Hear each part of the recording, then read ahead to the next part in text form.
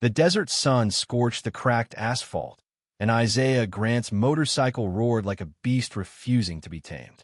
He was a man carved from struggle, a Black War veteran whose scars told stories bullets couldn't silence. The open road was his sanctuary, a place where the hum of his bike drowned out the world's noise until the wail of sirens sliced through it.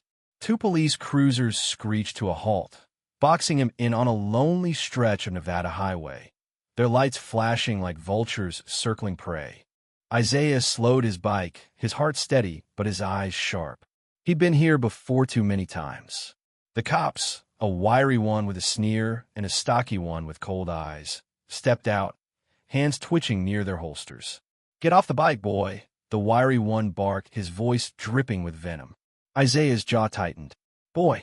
The word was a whip, meant to sting, meant to reduce him to less than the man who'd survived 3 tours in Afghanistan. He wore his veteran's jacket, patches gleaming with Pride Ranger tab, Purple Heart, the weight of battles fought for a country that didn't always fight for him.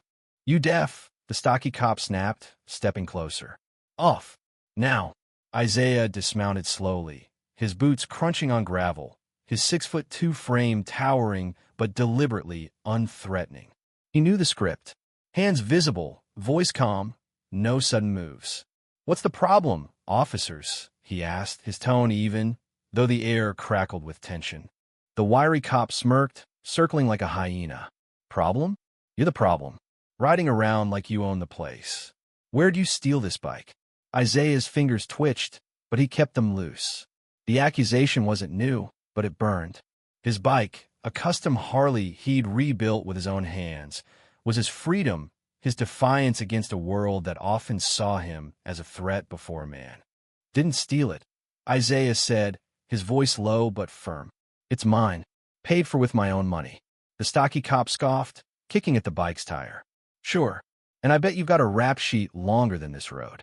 Isaiah's chest tightened, not from fear, but from the weight of their assumptions.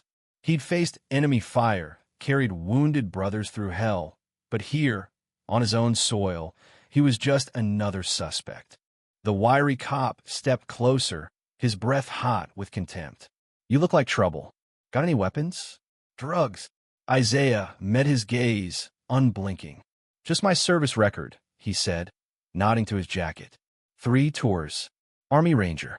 "You want to check my DD 214. The cop's eyes flicked to the patches, then away, as if they meant nothing. "Don't care about your sob story," he spat. "Hands on the hood." Isaiah complied, his palms pressing against the cruiser's searing metal. The stocky cop patted him down roughly, lingering, searching for an excuse.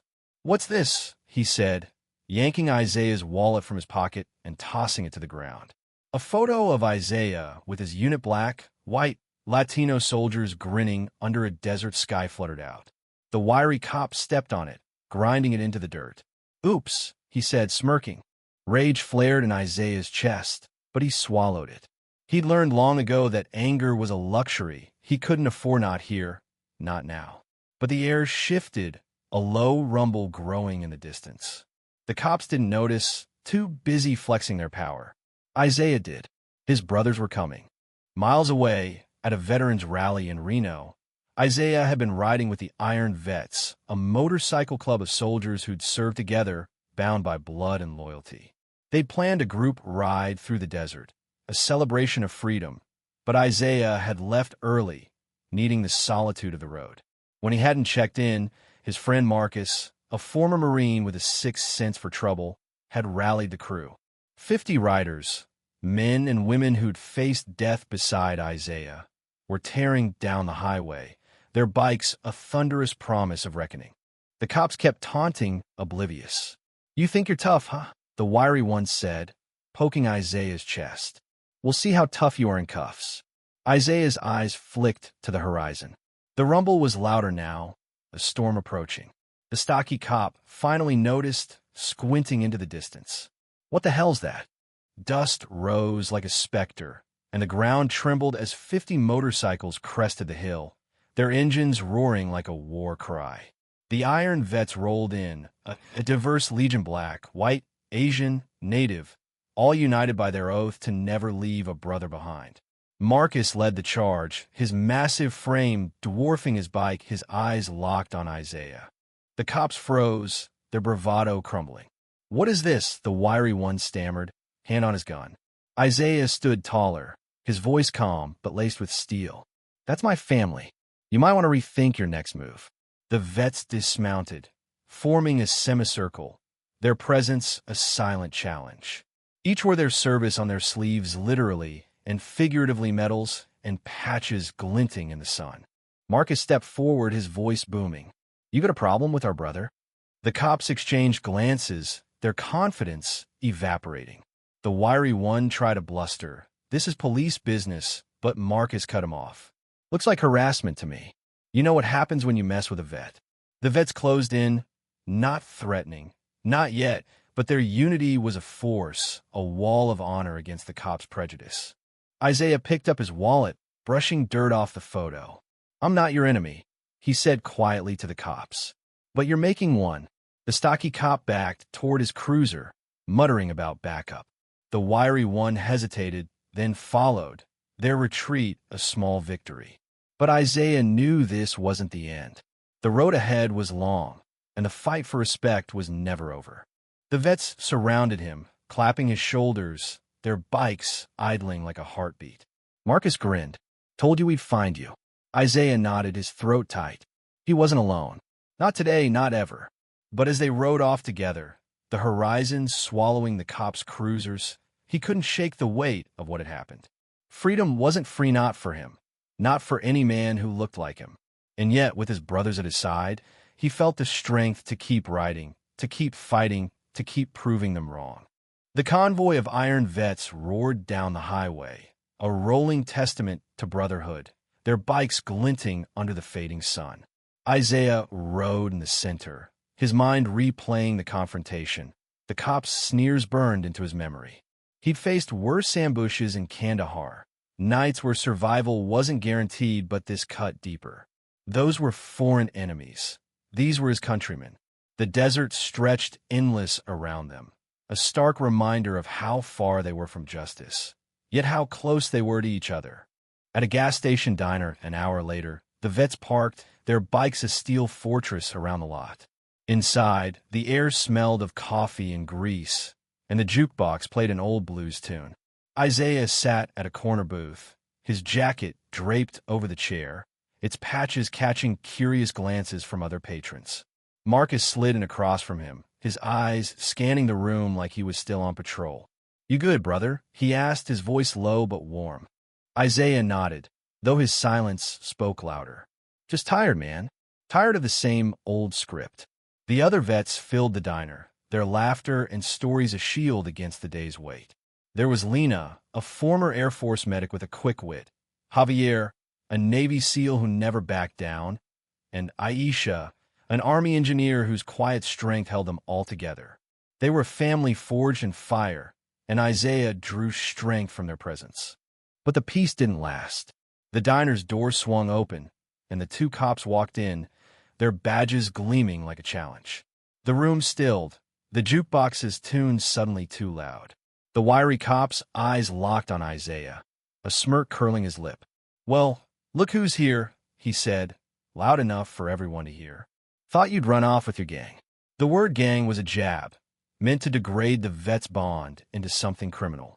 Marcus stood, his frame filling the space. "You got something to say it clear." The stocky cop hesitated, but the wiry one pressed forward, undeterred. "We're just checking on our friend here, making sure he's not causing trouble." The diner's other patron truckers, locals, a family in the corner watched, some uneasy, some curious.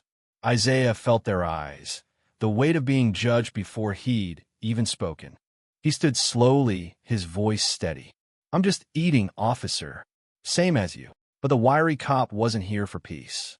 He stepped closer, his hand brushing his holster.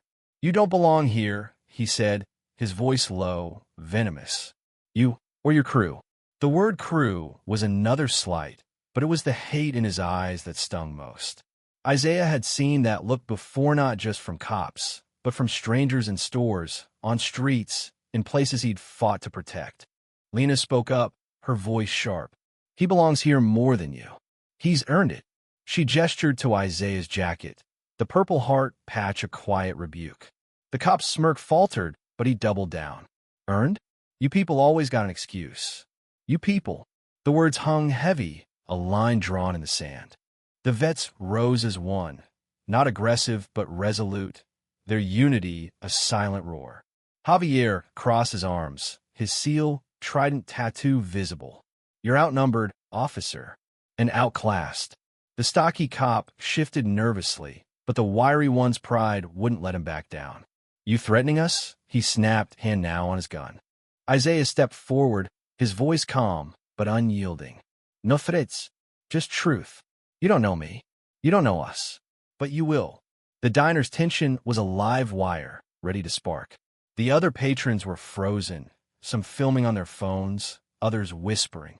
Isaiah saw a young black boy in the corner, watching wide-eyed, and something in him shifted. This wasn't just about him anymore. It was about that kid, about every person who'd ever been judged by their skin. The wiry cop opened his mouth, but new sound cut through a low, growing rumble. Outside, more bikes rolled into the lot. Not vets, but locals who'd heard about the earlier stop through a community group chat. They weren't soldiers, but they were fed up black, white, Latino, all tired of the same old story. The wiry cop's bravado cracked as he saw the crowd swelling, their phones out, their voices rising. Marcus leaned in, his voice a low growl. You're on the wrong side of this, man. Walk away.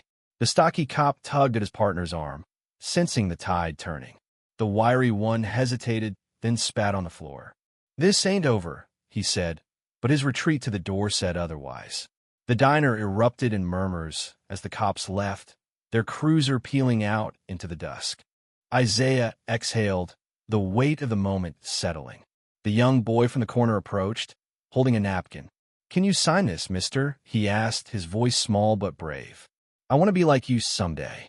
Isaiah took the napkin, his hand steady as he wrote, to a future hero. Keep fighting. Isaiah Grant. The boy beamed, clutching the napkin like a treasure. As the vets prepared to ride out, Isaiah looked at his family, soldiers, friends, strangers turned allies.